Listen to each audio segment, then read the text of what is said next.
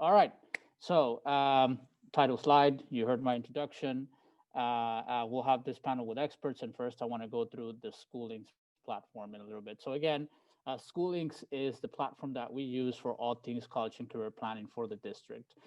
This is a tool that allows parents and students from 6th through 12th grade to do a series of activities and assessments, so tests that parents and students can take so that students can find out what career industries they could be good at, what careers, specific careers they could do, and then that translates into what majors should they study, programs of study in college, and then specifically what colleges offer those majors. And so what Schoolings helps us to do as a district is to create informed consumers of families so that you can see all of the options that are out there in a centralized location where our staff is also going to that place and sharing resources with students, events that may happen. For example, if we have colleges that come to our campuses and they have an event, we post it in this platform. This is also where students can build their college list. They can look at different colleges, select the ones they want to apply to, and the platform will also help them monitor the progress of those applications. So they can look at the different documents they have to submit for a college application, and the students themselves can click on, I've done this, this, this, and this. So it is a new platform this year. We had another kind of college and career planning tool, and we now see that this is a better option for our parents and families to track and be empowered to track their own progress for their students to be able to find their options after high school.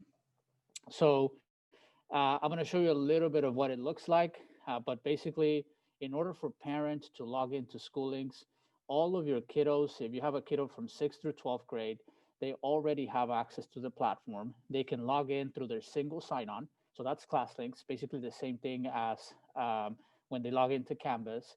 They can also log into the platform through their Google. There's a button on the homepage that says Google, and they can also access the platform that way. So the website is here. You'll be hearing a little bit more about Schoolings in the future weeks, but you can already go in there. You can already be, as a student, you can already go in there. And students actually have to claim their parents, so they can claim their quote unquote guardians on the platform. And that's how you as a parent get access to see what your student is doing and the progress they have towards being informed consumers of the college pathways that exist after high school. So since students sign in, they can basically invite you to be part of their profile, and that's how you can get on the platform and look at all the wonderful things that are there. And so some of the things that students can do on the platform is some of the things we already kind of talked about. So exploring careers and exploring career industries. Students, the first time they log into the platform, the platform itself tells them you have to take this career test before we can start anything, because this is how it starts. We have to know where are your interests, and then that will allow us to be able to guide you through this platform for the rest of it. So students can actually take the test, and you can see it in the little cell phone to the middle of the screen. That's kind of the way they take this test. It's a swipe left, swipe right kind of test in your cell phone. They also can do it in the computer. You can also explore colleges, and those are the three bubbles at the top right, where students can look at a number of facts about a college, the college graduation rate, the college cost, how many kids get financial aid to go to that university, the types of majors, the types of campus life, student organizations, all the different details of a college. And one of the other cooler features of Schoolings is you can take virtual tours. So especially in this day and age, when a lot of our colleges have shut down a lot of campus visits, we can't physically go to the campus. You can actually take a virtual tour of the campus. And for certain of these tours, there's an individual person. I think the the rightmost bubble tells you this is what it looks like. It's kind of like a virtual reality experience. And so not only do you get to learn about the college, but you can quote unquote step foot on the campus digitally to see that. And then one of the other cooler features of Schoolings is the ability for students to do what used to be called a reality check. And so this is basically students can add the things they want in their lifestyle So I want to have a house, and I want to be married. I want to have 2 kids, and I want to have Netflix, and I want to have money for entertainment, and I want to be able to have a dog and a cat, et cetera, et cetera. And it's going to start to add up their cost. It's going to tell them, well, here's how much money you're going to have to make to have all those things. And then it's going to ask them, pick your career, pick the major you want to do, pick the college where you're going to get that major from. And Schoolings helps them to deduce the amount of monthly income they would get from that career and then compare it immediately against the costs that they have already delineated they want to do. So when you look at the screen, this green bar right here is the monthly income. And this thing that you see moving around is because as they click on, well, I want this, this, and this, they get the costs associated with all those things, and they can compare. Is the career that I want to do enough for the lifestyle that I would like to have in the future? All right. So, oh, sorry. So before I move on into our panel, I just want to reiterate, your students already should have access to this. Right now, this tool is only for 6th and 12th grade.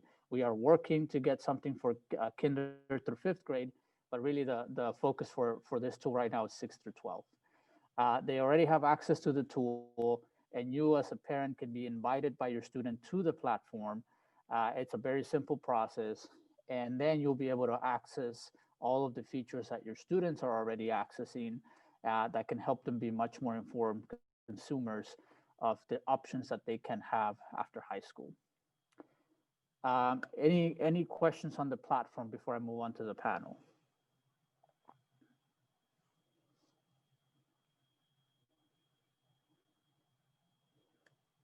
Great. All right. Well, now it is my pleasure to introduce to you all the panelists for today. We have some pretty expert people here in the crowd.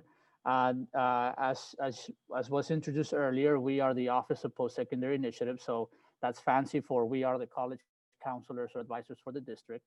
And I have the pleasure to introduce to you 4 of our advisors for the district, Durkia Guillen, Cassandra Peña, Dustin Nieto, and Edward Ortega.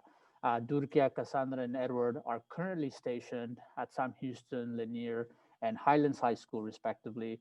And Dustin Nieto is actually our district level coordinator.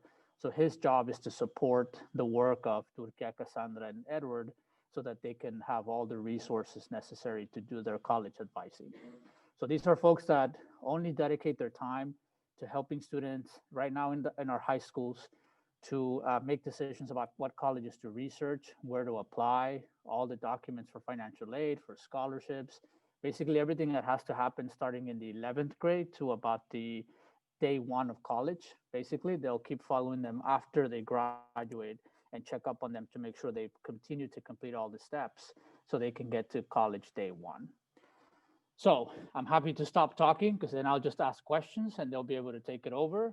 But what we'll do is just start off with a couple of questions for you all, and I'll have some breaks in between just to make sure that if there are questions from the audience, you have a chance to ask those. At any given time, just unmute yourself to put something in the chat. There is no necessary protocol here for how to ask a question. Just jump in and ask it. But I will take breaks anyway to see if there are any questions if you want to wait until that. So without further ado, what I want to ask first from this team is to really think about some of the things that we would normally want to tell parents about how to prepare their students for college. And so I think because the conversation today is about college readiness, I actually want to back up a little bit. And I want to ask you, Dustin, why is it important to go to college in the first place? That's a great question to start off with. So I think the reason why it's important to go to college in the first place is that getting a college degree, certification, any type of post-secondary credential means that you're going to have a higher, range of salary. The likelihood of you being laid off goes down, right? Like, so you're going to have a more sustainable job over time. And overall, it just means a better lifestyle for you and for your family. The other reason why I think it's important is we should prepare as if we are going to college, right? If we have a higher threshold of like, if I, start off with saying like, this is the threshold of going to college and I'm going to try to reach that, that means that no matter what after high school, I'm prepared for anything, right? I'm prepared as if I want to do a certificate, if I want to do a bachelor's degree, an associate's degree, but I'm prepared enough to go into those different options. So Casey, are all colleges the same? Like wherever you go, it's going to be the same thing? Absolutely not.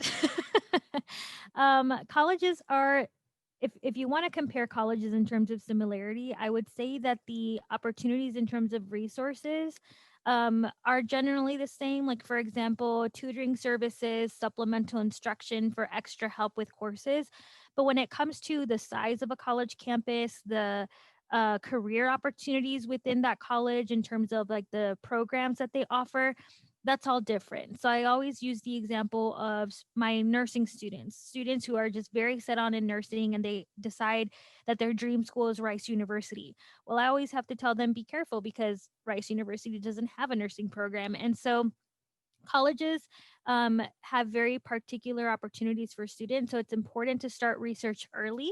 That way you can find out whether or not a university that you may be thinking about has the program that you're interested in, and then also provides an environment where a student is going to be comfortable and successful. If a student is uncomfortable living in a big city and wants to kind of go the smaller town feel, maybe look into the settings that the universities are in, the financial aid opportunities specifically for first generation low income students. What kind of financial aid will that college provide for them?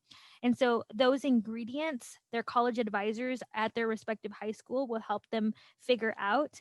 But the simple answer, no, colleges are not all the same, but every college will be able to provide your student or your child the opportunity to be successful in the future.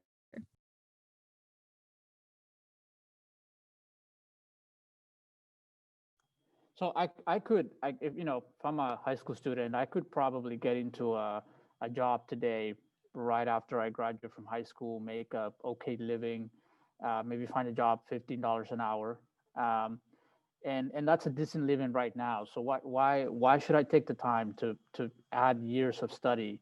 What do you think, Edward? Why is it worth their time to do that?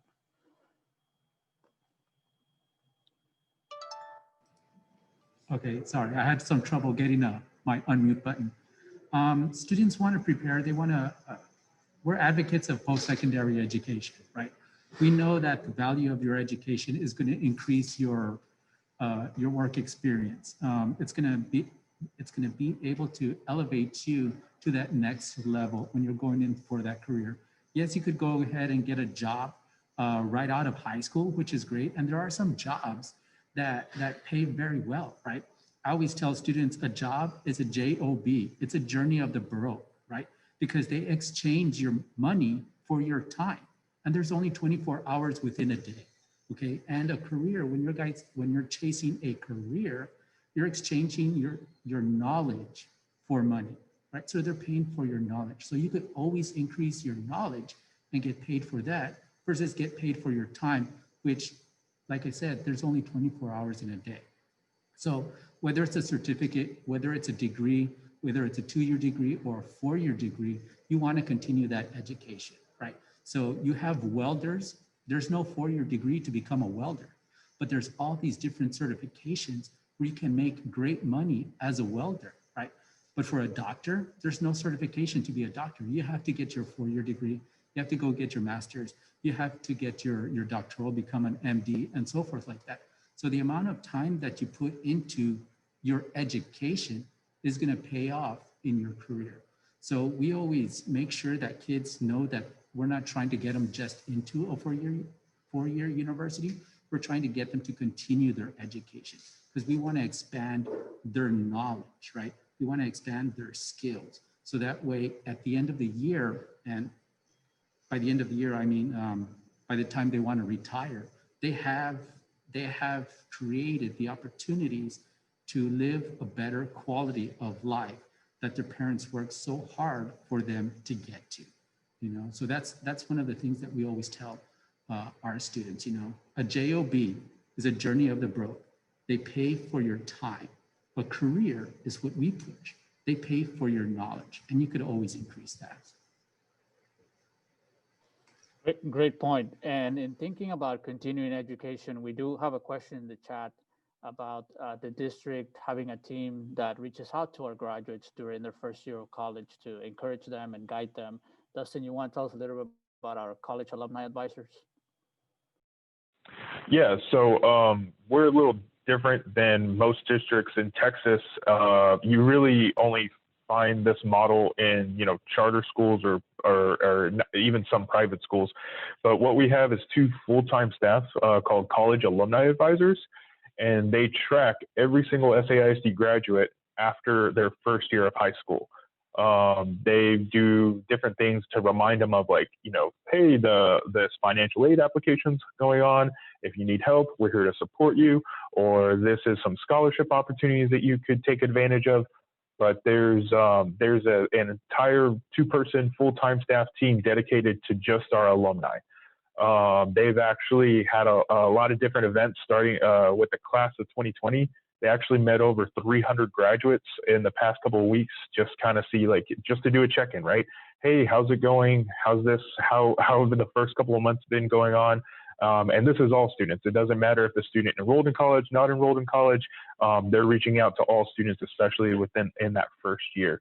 So that's definitely something that SAISD is doing a little different than you'll see any other district do in the state of Texas. Yeah, and if you happen to have alumni out there, class of 2020, the college alumni advisors have a graduation gift for them. So reach out to us if you have a student who needs to connect with them to get their graduation gift. I won't tell you what it is because it's a nice surprise. So you'll have to reach out to us to find out what it is. So kind of switching gears a little bit back into the conversation about why college. So generally speaking, Casey, would you tell us what our college is looking for in applicants? That's a great question. So there are several criteria for admission that colleges and universities set forth for students to get an idea of what kind of academic profile a student should have in order to be considered for admission to that university. So in the state of Texas, there's the top 10% rule, right? A law was passed that determines that any public university in the state of Texas will automatically accept a student in the top 10%, with the exception of the University of Texas at Austin. They kind of have their own admission criteria. Then the further that we get into percentages of rank and senior class size, top 25%, certain universities automatically accept students, top 50%, certain universities automatically accept students. And then when it comes to the third and fourth quarter of students, the SAT and the ACT exam come into play to determine what kind of academic profile your child needs, what kind of score they will need to be considered. But even after they set forth this criteria, just because your child doesn't necessarily have the SAT score or the GPA or the rank of a particular university, that doesn't mean your child should not apply to that school.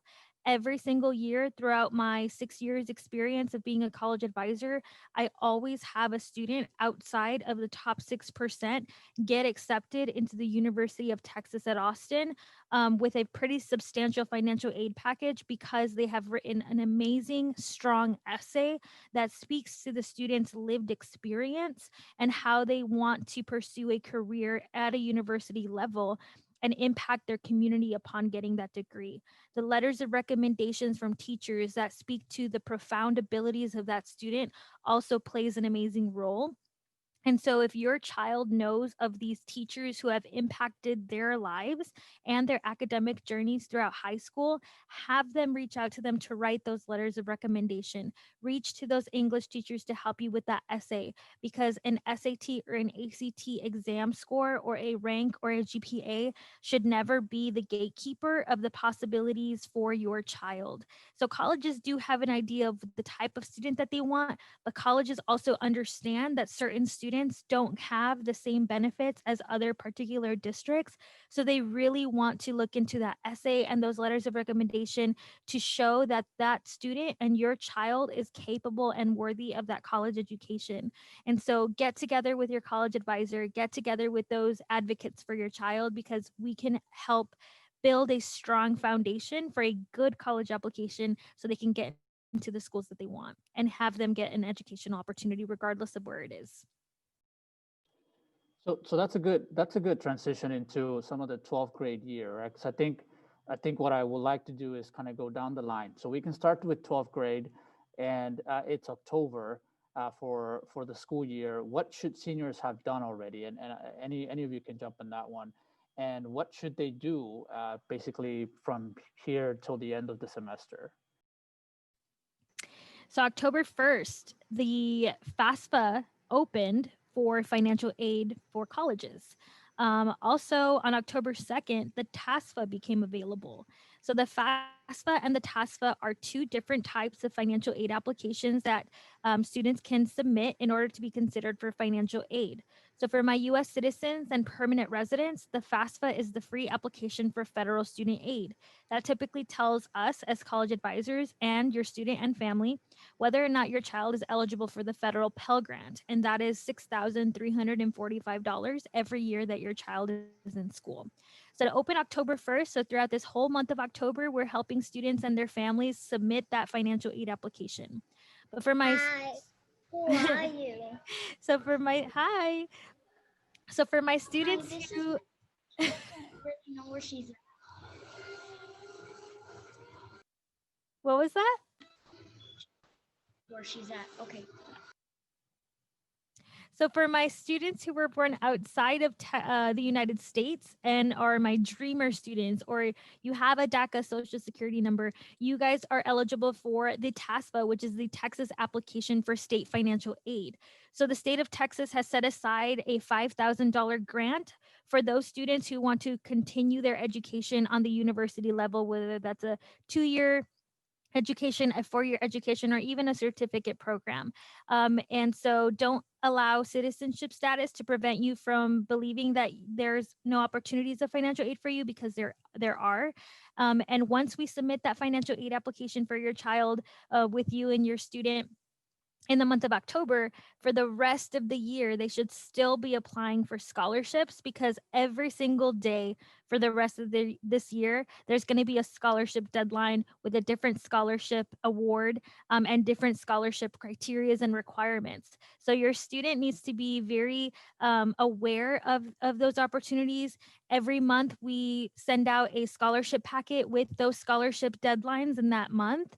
And so they should be looking into those and submitting those applications, because they are not limited to however many scholarships they're able to submit. And worst case scenario, they are left with an excess of scholarship money. That's good news for them, because with that excess, they can buy new clothes for college, a bike to drive around campus, or anything else that they need for their college expenses, like a new laptop and things like that. I remember one year, one of my students said that they got so much scholarship money, they ended up buying themselves a motorcycle. And in the university, they have the best parking spots for motorcycles. So make sure that they're continuing to submit those scholarships. So that's what they should be doing in terms of financial aid. And that's why this month is very important. So parents, you are integral to the success of this process, because we will need parents' income taxes for the year previously. So this year for our seniors, we need parents' 2019 tax returns, unless you are not required to file because you receive disability or Social Security income, or someone else in the household provides income for you. Whatever the circumstance, there is never a reason where we will be unable to submit the FAFSA application or the TASFA. So make sure to get with your college advisors for that. Thank you, Casey. And I know Casey, she covered financial aid. And sometimes one of the things that financial aid does ask for is a college lit, because the colleges do need to know, financial aid application needs to know what colleges to send all of this to, right? So your student also has to have had a list of colleges that not only are they thinking of going to, but that they started their application process.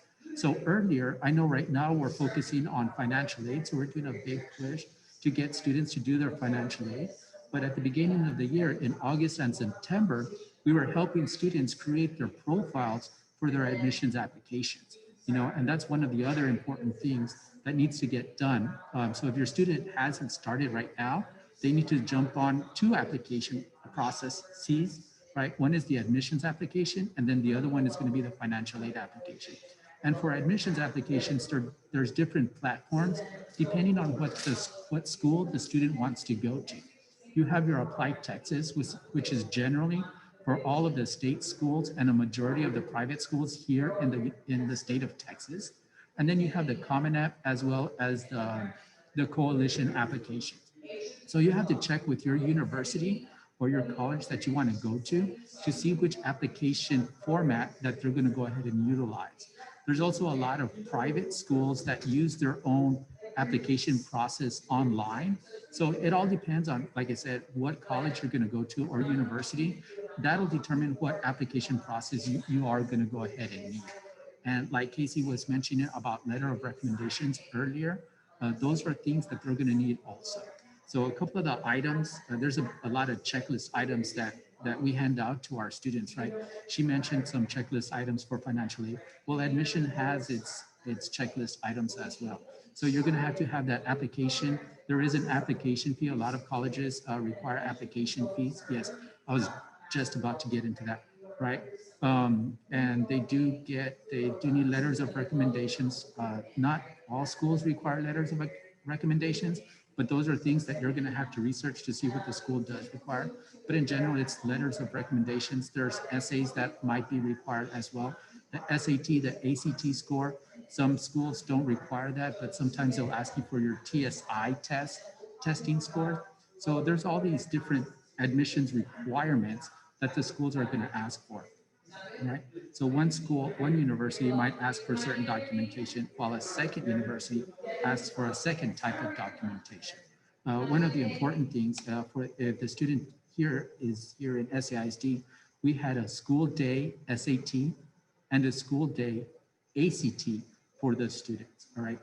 Because they are part of SAISD, they do get fee waivers, all right? So those, I wanna clear something up. So you have fee waivers to take the test, all right? So that way you don't have to pay the test, all right? And then you have fee waivers, so that way you don't have to pay the college admissions application fee, all right? So College Board, there's a fee waiver for College Board, so that way you don't have to take the test. And when you use that fee waiver, you get 4 admissions fee waivers, okay? And those are accessed through College Board, right? So what a student does when they've registered for either a Saturday SAT test or an in-school test, right? We log them back into their College Board. Once that student is logged into that College Board, we can go ahead and print out the admissions fee waivers for colleges and universities, all right? So we're very strategic on what schools to use the fee waivers on, because let's say that the student has 5 colleges, right? They only get 4 fee waivers from SAT. So we want them to use the 4 fee waivers for the most expensive colleges. We're not gonna allow them to use a fee waiver for a $10 application if they're applying to a school that has an $80 application fee, okay? So we're very strategic with that. In the event that the student still needs fee waivers, we have, depending on what school that they're going to, they'll accept the College Board fee waiver. They'll accept the NACAC fee waiver, which we have. That's simply a form that their high school lead counselor will go ahead and sign and say, yes, this student meets all of the criteria, and we submit it, right? And then sometimes it's not just a form. Sometimes the universities will require a letter from the counselor or so forth. So we have to do this research. So every school is going to be absolutely different on the documentation that they do require for fee waivers. So it's not a blanket yes, we'll cover it, because even then I've seen some instances where we do submit the documentation and sometimes the schools will come back and say, no, we need more documentation. So it's not a flat out one piece of paper that we send in and the fee waivers are automatically waived. We work with the universities to see what other documentation might be needed. And sometimes they require documentation that you did a financial aid application. So those two things, you could see why those two things become very important, because for the admissions application fee waiver, they require documentation that you did your FAFSA, right? So we have to go ahead and print out the confirmation page, or what they call the student aid report, after we complete the FAFSA, and then send it back, right? So those things are very important. There's a lot of checklist items that we have to go through. And then depending on what university you're going to, there's additional checklist items. So we do everything in phases, right? So in August and September, we did the admissions application, right? In October, we're doing financial aid. And then spots here and there, like Ms. Peña was saying, is the scholarships. I always say the scholarships is like a revolving door. When one opens, another one closes, right? It's a constant thing. We're doing scholarships year round, year round. It's a nonstop kind of thing, right? So admissions is very important. There's a lot of things that you're gonna need to do for admissions. And then we jump into the financial aid. And those are a couple of things, Dr. Sasati, that we work diligently with the students. We try to do one-on-ones. We try to give out this information through class presentations. And then we also do evening programs too, where we try to inform other parents as well. I know all of this information is very general, right? Because depending on the school, we have to get more detail. Depending on what career they want, we have to get more detail. And even before we start our admissions and financial aid and scholarship applications, we do career assessments. Like, that's why School Links is so important. We need to know exactly, not exactly what the student wants to do, but what are their dreams, right? I'm very fortunate to be in this position because this is the only position where we get to work with your students' dreams, right? We create opportunities for what they have been dreaming about. I love this position because it's the only position that I could talk to them. I was like, what do you aspire to do? Not just one thing, not two things, give me everything, right? Do you want to be a doctor? Do you want to be a vet? Do you want to be an engineer? Do you want to be a welder? Do you want to weave baskets underwater? Let's figure it out, you know? And that's what we do. We look for everything. We look particularly for schools that offer different programs, you know? So like Ms. Peña said, nursing, let's look for a school that has nursing. Let's look for a school that has welding. Let's look for a school that has what you want to do, and let's apply to all of them. Let's create those opportunities. Because I had mentioned before in one of your previous questions, we are advocates for continuing your education, right? This is the only time when a student gets to reveal what they want to do. You know, so there's two aspects in college research. One is career exploration, and then the other one is self-exploration. And that's where School Links becomes very important in their junior, sophomore, and freshman year.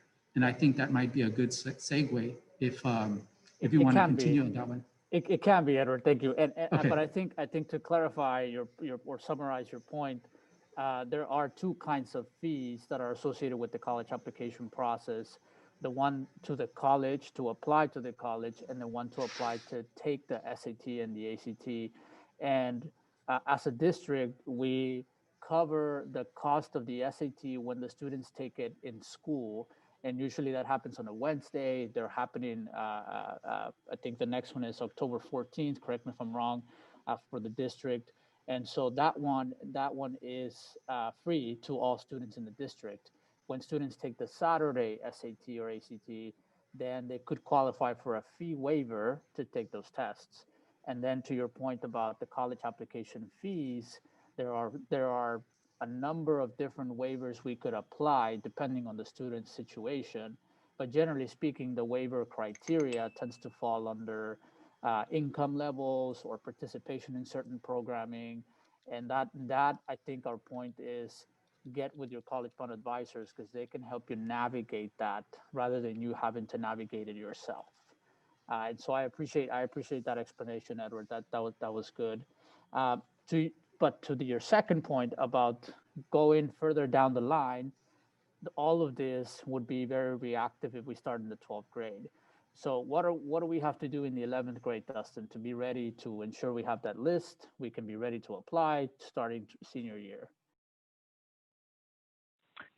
Yeah, so there's kind of two big things that should happen starting junior year. The first is really looking at that college list, and kind of what Edward was saying.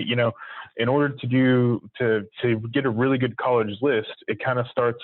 You have to build a foundation. So if I know what type of career, and it could be several different types of career, like a career, we call them career clusters. If there's a cluster of careers, that can help inform me to go to what major that I want to be informed about. Then based off of that major, it tells me these are some colleges that I should start thinking about. So really it's that career, right? It could be, maybe I don't know exactly that I want to do nursing compared to be a certified nursing assistant, or to be a healthcare provider, or to get a bachelor's of science in nursing. But if I start knowing that I want to be in the healthcare field, that career cluster, that can inform me that, okay, these are some careers in that field. And then this is a major that I could want to go to. A lot of times people tend to skip those steps, or just say, I know exactly what I want to do, and kind of jump over the steps, which is really important, especially when you're looking at exactly what major, because each university is going to be different, right? This university could offer just the certified nursing assistant. This one could offer the bachelor's of science in nursing. This one could offer healthcare administration. So that career, understanding that part going into the major, is really important to then build a college list. And that's kind of the second part, is then doing that career, getting a college list. Our recommendation is at least 3 schools by the end of your junior year. You should have at least 3. And we kind of break those up into a couple of different categories. But that is the first baseline, is just getting that college list, at least 3 schools. The other piece of that is your juniors, kind of what we've been talking about. If there's junior parents out there, at the end of in March, and I believe again in April, your students will take an in-school ACT or SAT. So that's important to keep out for. They can already start practicing for the SAT with a program called Khan Academy. So they're going to take the PSAT in October. I believe it's next Wednesday is the first one. There's going to be a makeup one, October 29th. But what your students can do is they can link their College Board and Khan Academy profiles. So what will happen is when they take the PSAT, then College Board will then tell Khan Academy, like, hey, this student missed 5 of these questions, and they're all general algebra questions. They should practice these general algebra questions in preparation, right? And the great news is there's actually, if you want to get started early, there's actually a scholarship that students can take advantage of by just practicing for the SAT. For the ACT, there's something called ACT Academy. You can also practice through that one. But for College Board, the PSAT that your students are going to take next, I believe it's this next Wednesday, there's already a way that they can start practicing for that called Khan Academy, and they can get a scholarship for that, and it's called College Board Opportunity Scholarship. Again, reach out to the advisors on campus. They'll have way more details, but that's just kind of a very short synopsis.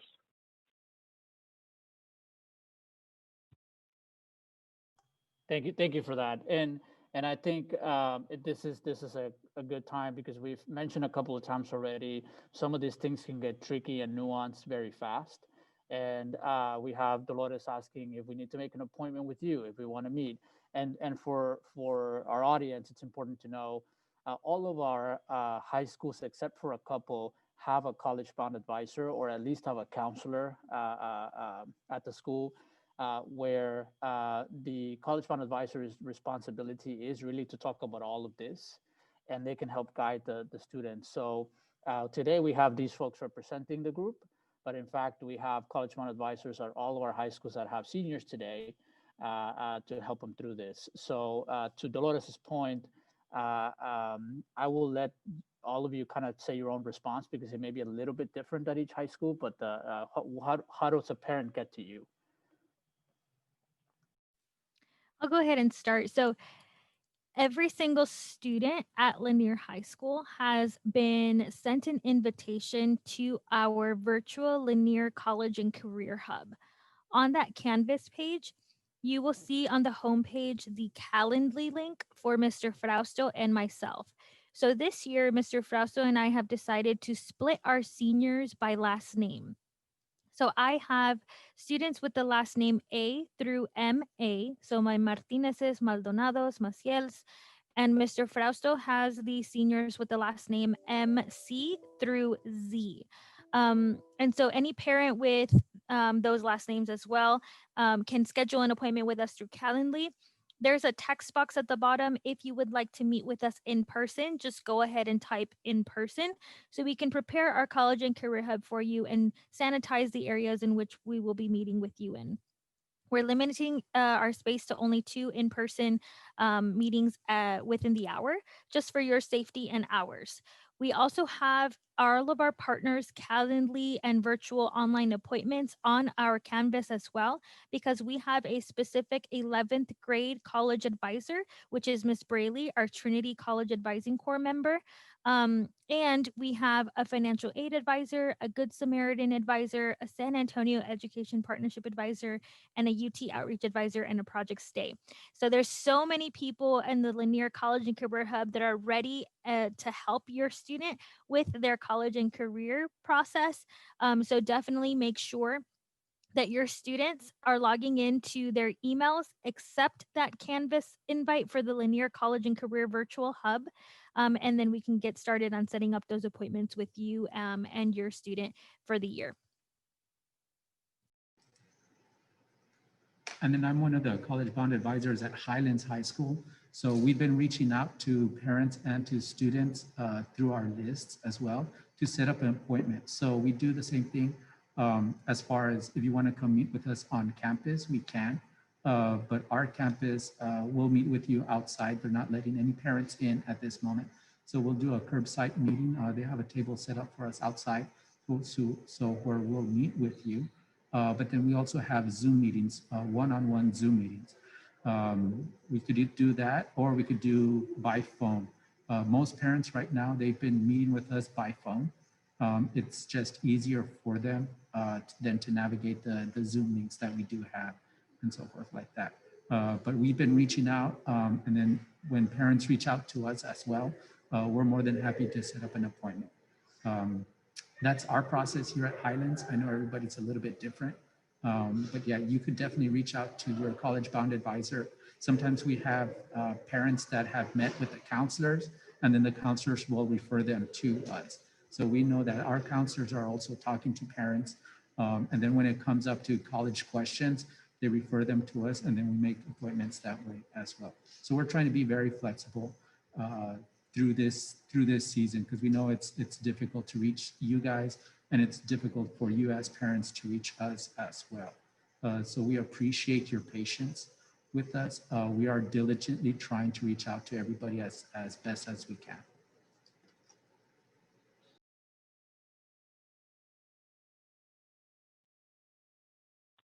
Yeah, and I think Lalo put it in the chat, but there's that link takes you to all the college bound advisors, emails for the entire district, counselors. It kind of shows our big college advising team. So for the entire district, the easiest way is probably just to shoot them an email and say, hey, let's meet, because it is, you're right, it is a little overwhelming, right? Especially, the seniors, going into this year, a little overwhelming. So we totally understand if the process seems scary, it's really not. We break it down to the actionable small items that we can work along the way. So that way it's not so overwhelming for you or for your students.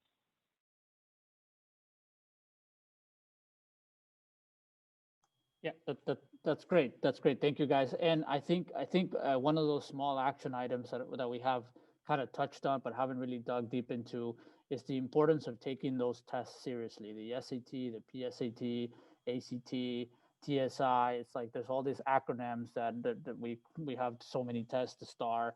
So tell us a little bit about those tests. The TSI and the SAT and the ACT, are they all the same? Do they used for the same purpose? And why should I try to improve my score on them? Why should I help my kid really go as far as high as they can go? And anybody can take this up, but just putting it to the group.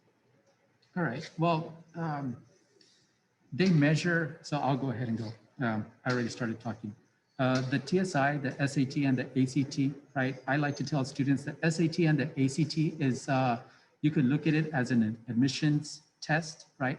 So schools will use the SAT and the ACT to determine if they'll go ahead and admit you. That's a very relaxed way to say it. And then the TSI, it's a placement exam, right? The schools will use that, the TSI, to see actually what levels you're at in certain subjects, like your math, your reading, and your writing, because they want to make sure that they assign you into the appropriate classes where you will be successful. So that's how I explain to my students the two differences between the TSI as well as the SAT and the ACT. Most commonly, the TSI is used at the community college level. It's not an entrance exam, right? It's a placement exam, because the community colleges will not require SAT or ACT, right? They can accept them depending on your score on them, because if you get a high enough score, they can go ahead and use that score to go ahead and place you in a college level course. But if you don't place directly into a college level course, the university or college needs to know where exactly are you at. Because like I said, colleges and universities are also looking out for the success of your student. And that's why these tests are important. They don't want to put them in a higher class if they know that they're going to fail. They want to make sure that these kids pass the classes that they get into. So that's the easiest way I've been able to explain the difference between SAT and ACT versus the TSI. Is the SAT and ACT are, what did I say? They're not, the TSI is a placement exam. It's going to place you into an actual course depending on the level. And then the SAT and ACT are admissions exams that universities tend to use a lot.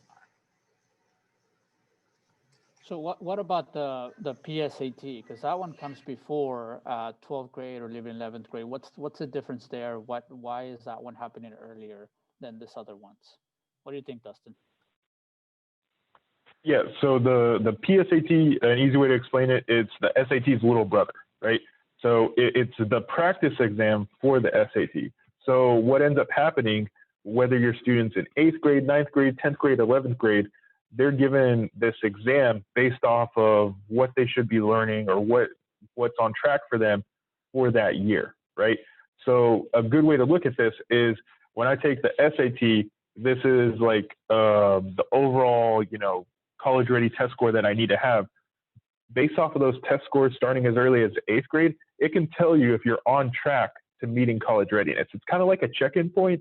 It basically stops and says, hey, as an 8th grader right now, how am I likely to be college ready? Am I likely to have a better than college ready test score?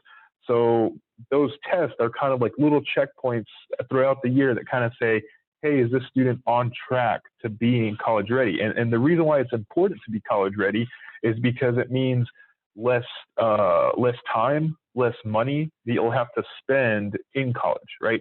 It's all about making sure that more opportunities, more scholarships are going to be open to you. But that's why it's kind of important to take those tests really seriously, because it basically helps you stay on track. Because those test questions that were in the PSAT, students will see it again in the SAT, right? It may not be the exact same question or the exact same format, but they build on top of one another to make sure that you're going to be ready for the SAT. And to our point about the SAT school day, we also offer the PSAT in school at no cost to families. They can take it with us. There isn't really a way to take it on Saturday like the SAT, but there's a cost that we incur that students don't have to, so that they can practice for the SAT. And they take it as soon as 8th grade in the past. This year we did have to shift where 8th and 9th grade would not take it just because of some changes due to the pandemic, but we'll go back to that when we kind of go back to normal. So before we wrap up, I did want to go a little bit more backwards. We may have parents who are thinking about this in middle school. And so what should a parent that has a middle schooler start to do, to think about? What can they do today to prepare for tomorrow, Casey? Junior parents, I always am very thankful for those parents who are advocates for their children. Oftentimes, we may be unaware of certain family circumstances that a student may be going through. And when parents are transparent with us regarding those situations, it helps us tremendously when drafting those college essays with them, when it comes to finding scholarship opportunities for them, and then submitting that financial aid piece. Parents are extremely important. So, right now, whether your child is a freshman, sophomore, or junior, encourage them to start thinking about a career that will allow them to build a professional foundation for the future. Um, it's okay to be undecided when it comes to careers, but plant that seed to be an advocate for education and encourage them to consider something after high school, whether that's a certification program, a 2-year degree, or a 4-year degree. Oftentimes, when our students begin to hear earlier that they are college material, it allows our job to be so much more easier, as well as giving them that confidence to take that next step. So, parents, continue encouraging your children to consider a college opportunity, because there is no reason that will prevent them from those opportunities. Your child is worthy of a college education, and we're going to ensure that we can do everything in our power to make that happen. And so when we have that partnership with parents, students, and us, anything is possible. So encourage your students, file your taxes. If your child is a junior, don't forget to file them for 2020, because we're going to need them for their senior year, and continue filing those income taxes, because every year is that FAFSA and TASFA application. Don't be afraid to stop by and say hi to us. We love meeting parents and their students, and just make sure that you can always reach out to us with any questions. We're always happy and willing to help. Yeah, and just to kind of piggyback off that for our middle school parents, right? I think the easiest actionable item, it goes back to GPA. A's and B's is attendance. Those are all things that maybe colleges aren't going to look for in a middle school transcript, but the GPA is one of the best predictors of student success. When you talk to any colleges looking, whether it's a holistic, test scores aside, right? If I like to use the analogy of the NFL draft. So the NFL draft, you have this combine where people test for that one day, or I could look at a student athlete and how well that football player did over the career at college. I'm going to look at the career at college compared to the combine, because that's just one day, one test. And by the way, that test does not define your student success at all. It's the overall grade point average, GPA, middle school parents. You can start looking A's and B's, attendance. All of those things are great predictors to say your student's going to be successful to and through college. I also forgot to mention scholarships. So your child can start applying to scholarship as early as 13 years old. So these scholarships that I come across, they have scholarships for middle school students. They have scholarships for grade age.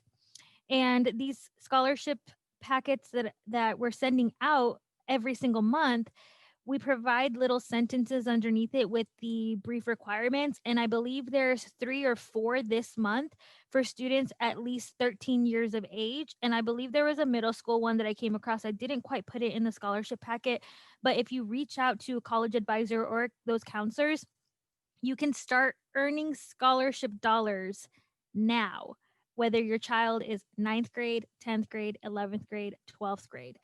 There's a scholarship out there for anyone and everyone. If you're left-handed, boom, scholarship for you. If you speak Spanish, boom, scholarship for you. Are you a man? Are you a woman? Boom, scholarship for you. Literally, we will find something for you. So there is no excuse as to why your child should not be applying for scholarships right now, because I promise you there is one out there. Any last thoughts, Edward? As far as middle school, your family is a great resource. I'm very much about career self-exploration. Ask family members what they do and how they got there. Ask mom, ask dad, ask Theo, ask Tia, ask grandma and grandpa. These are great resources that they've lived through a lot.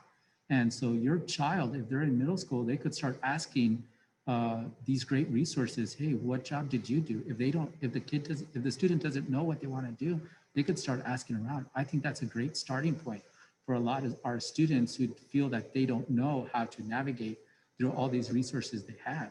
And then once they have a general idea and they start asking us questions, we could finite those aspirations that they might have through the family resources. So if you have students that are in middle school that they don't know what to do, I know mine doesn't know what to do, ask around, have them start asking other family members what they do and how they got there, how they got that position. And that would be my final thought on this. Yeah. And so I think to collectively sum it up is a lot of this information is two key places you want to end up in. You want to talk to your college fund advisors, and you want to start using Schoolings. Schoolings also houses a lot of the scholarships that Casey's talking about, the careers that kids can explore, the tests to know a little bit more. And then for all those very nuanced levels of information, that's why we have these wonderful people in the district that all they do is this. The navigation piece of all of this crazy college and career exploration and navigation and enrollment process.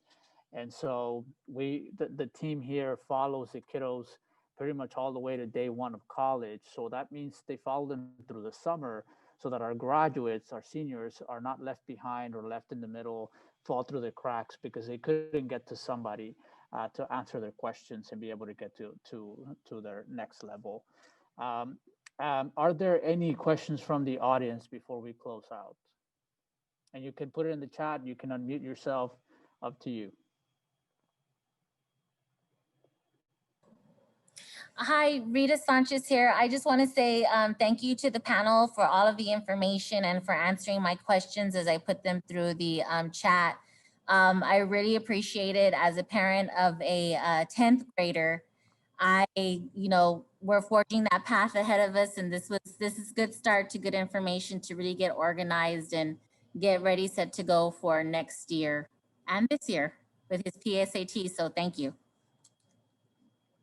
Thank you. Thank you for that. Thank you for that. Anything else? Any other questions or comments from the group? Any last thoughts that we did not address from the panel? I'm going to take this time to brag about myself. I am an award-winning college advisor, according to Texas A&M San Antonio. So come say hi to me. Go Vokes.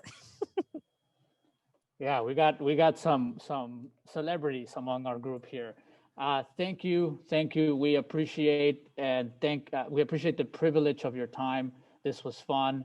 We'll be back and have a great afternoon.